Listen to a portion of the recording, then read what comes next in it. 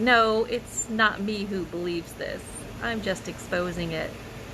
It's a Jewish Kabbalist named Doreen Doughton who spills the beans. Actually, she's not supposed to tell this secret, and she's afraid of getting in trouble for telling it. But she spilled the beans.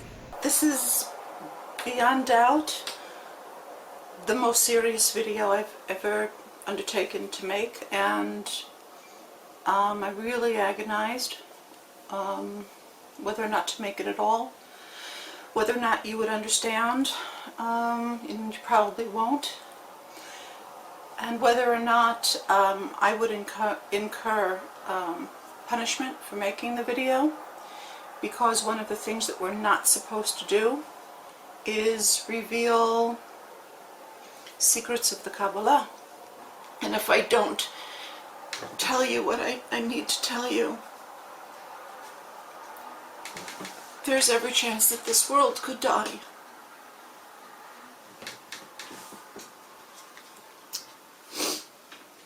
And so I'm going to tell you a secret that's never been told before, outside of very, very, very close circles. And I'm going to be talking about creation of humanity in this video. That's what this video is all about.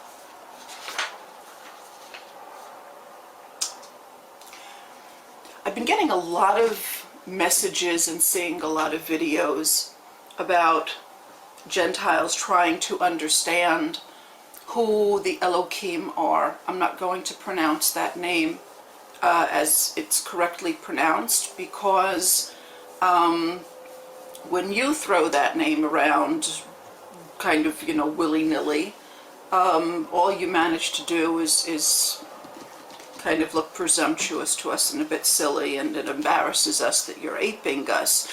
But when we start to use holy names, things actually happen, and we only use those names when we pray. So I'm going to say here in Elohim, and people are asking whether or not the Elohim created them.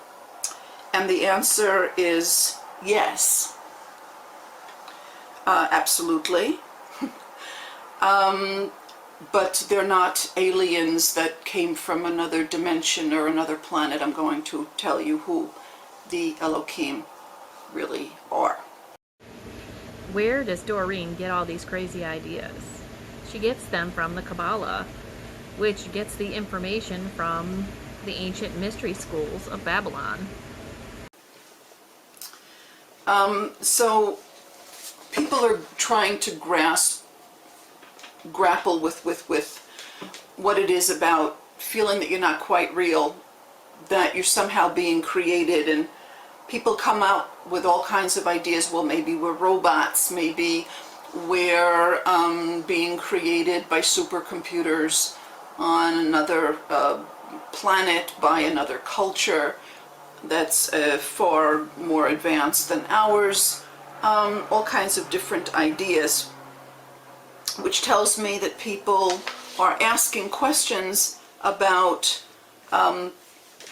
their own reality and how they're actually being created, and they're beginning to ask questions in the forms in which the Kabbalah answers. I know what you must be thinking, that all the Jews don't believe this way, do they? Well, the Orthodox Jews, the ultra-Orthodox, and the Hasidic all accept the Kabbalah. And guess what? The Orthodox Jews are in political power right now under Chabad Lubavitch.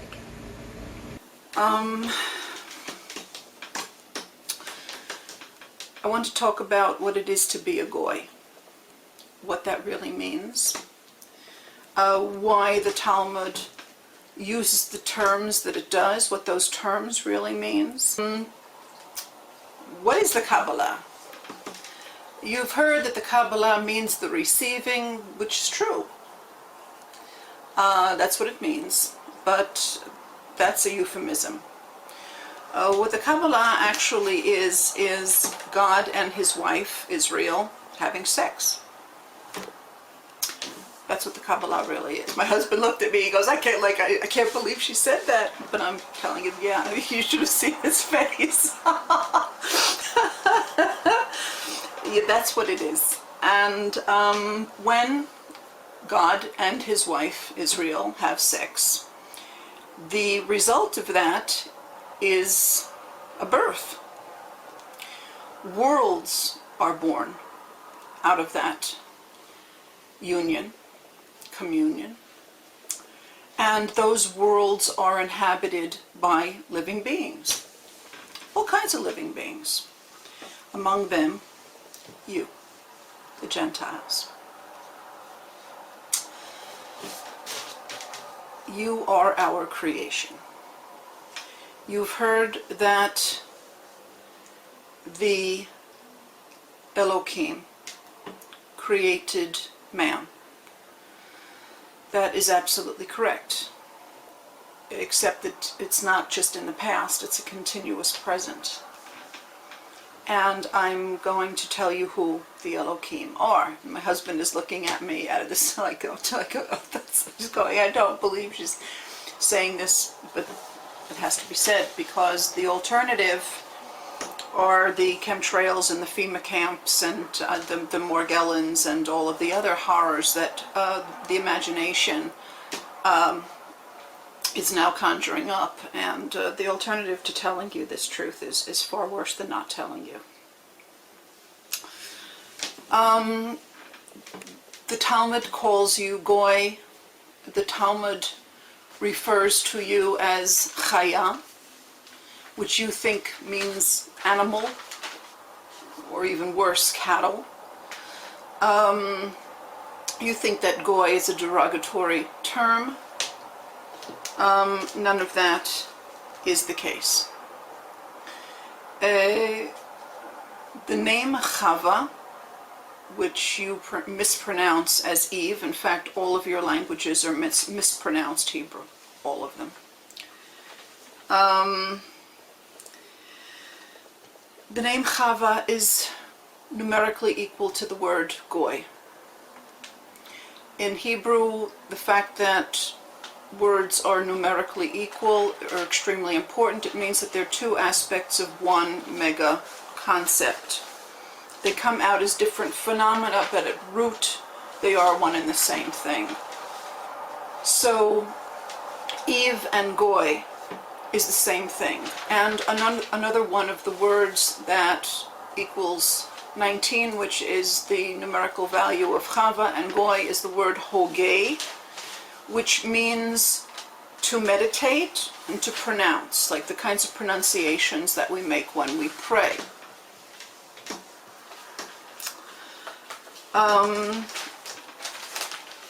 You have been told that we think of you as being somehow subhuman. That is a misunderstanding. The reality of the situation is you are human. We are something else.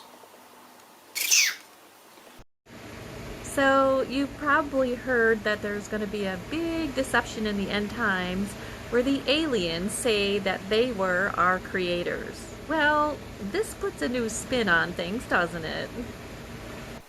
We are not aliens, but we are the children of the Most High.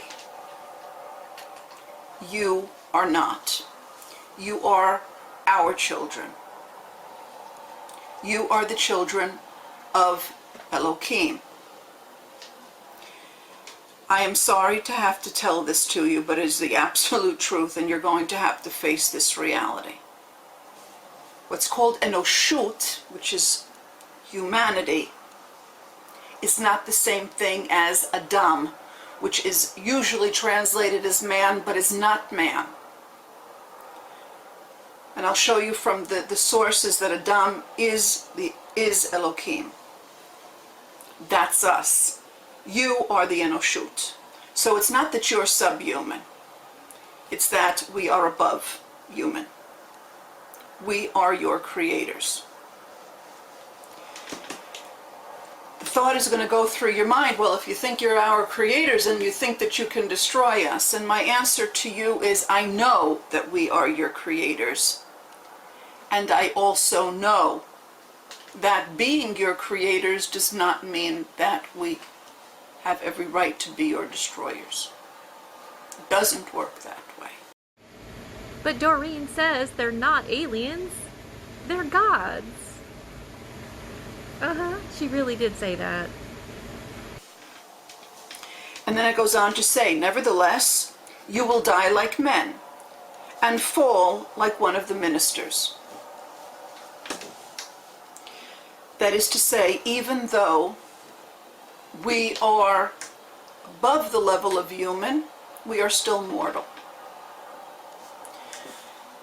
Most of the levels of reality that you're accustomed to seeing is if something is of a different species, it has a different form.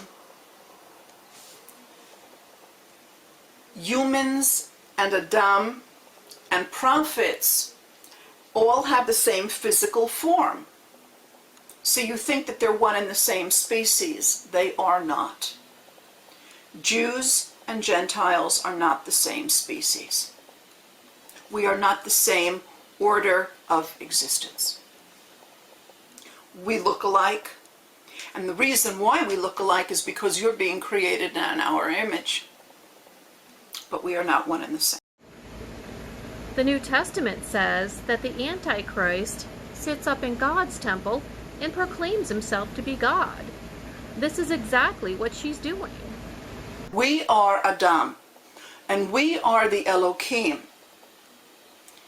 The Gentiles, on the other hand, is what is called Chava. And that is why the Talmud says, you are called Adam, and the worshippers of the planets are not called Adam. That means the Gentiles. And then the Gentile says, well, I don't worship the planets. In fact, you do. And you are very much worshippers of your own minds. You are lost in your thoughts. Your thoughts control you. And that is why we call you idol worshippers. That is why we call you people who worship planets, because you're enthralled by your own brilliance. Now she's going to explain how they create us with the Hebrew language when they speak it. It comes out in their breath. Our souls come out in their breath when they speak Hebrew. They idolize this language of theirs, and they attribute magical powers to Hebrew. We create you through the medium of our language of Hebrew. That is how you are created. When we pronounce Hebrew, the forms that go off from those pronunciations create the worlds. You have been taught that King David, Shlomo, King Solomon, David's son, said that all the world is vanity. This is the way you have been taught it actually goes. No, what King Shlomo said, Hevel. Hevel does not mean vanity. Hevel is the vapor that is emitted from the mouth when we speak. You can see that when it gets cold. When we speak in Hebrew, the Hevel, the vapor that is emitted from our souls, from our ruach, our spirit, come out in the forms of the Hebrew letters, and those combine to create living beings, meaning you. If you were to speak Hebrew, that would not happen. I wish I could tell you this was just one crazy lady, but this is what they teach, and this is what they believe. If you'd like more information, go check out my website. Thank you for watching.